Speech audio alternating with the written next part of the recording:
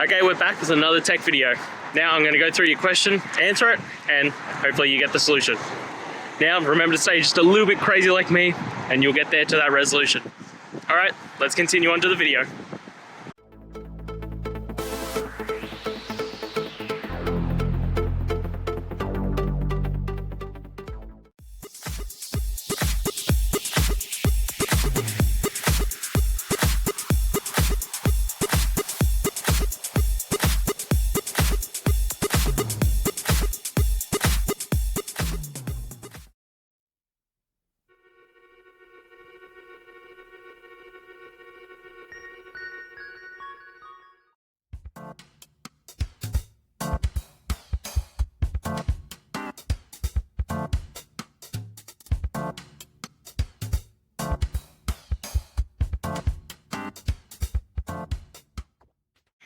And that's it.